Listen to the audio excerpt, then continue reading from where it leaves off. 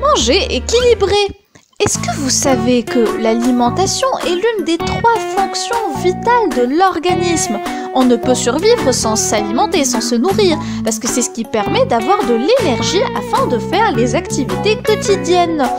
Pour cela, il est important de manger équilibré. Manger équilibré, c'est manger à la fois varié, complet et en quantité adaptée. On verra ça tout de suite. Manger varié.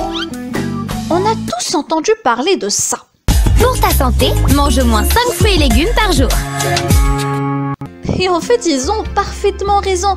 Pour protéger son corps, il est important de manger varié, c'est-à-dire non seulement des viandes ou que des glucides, mais il faut manger de tout, de toutes les catégories alimentaires. Et qu'est-ce qu'on veut dire par là? C'est qu'il faut manger à la fois des glucides, les glucides comme le pain, les pâtes, parce qu'ils sont riches en sucre et donc ils sont énergisants. Il est aussi important de manger des lipides, les lipides comme les huiles, l'avocat. Ils sont très riches en matières grasses et donc ils sont notamment énergisants. Il faut manger aussi des protéines, les protéines comme la viande, tout ce qui est viande et protéines, et ce sont des aliments constructeurs. Boire de l'eau est important pour hydrater son corps. Il est aussi riche en sels minéraux. Et finalement, les fruits et les légumes riches en vitamines et en fibres. Deuxièmement, le repas complet.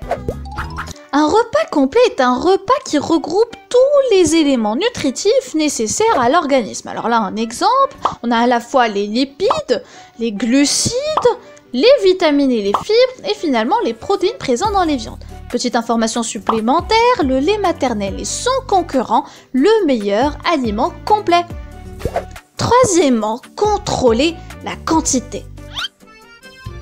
Pour un bon équilibre alimentaire, il faut que les quantités d'aliments ingérés compensent les dépenses énergétiques. Alors parler comme ça a l'air un peu compliqué, on va expliquer tout de suite.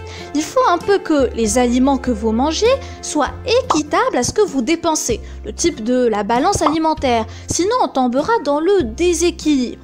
Les déséquilibres alimentaires, ils existent sous 2 formes. Tout d'abord, le surpoids ou l'obésité lorsque vos dépenses sont strictement inférieures à ce que vous mangez. Et l'autre cas, c'est la carence alimentaire, lorsque vous dépensez énormément et vous ne mangez pas assez. Voilà les amis, c'est la fin de cette vidéo. J'espère qu'elle vous a plu. Et n'oubliez pas, prenez soin de vos corps car c'est le seul endroit que vous ayez pour vivre. Bye bye!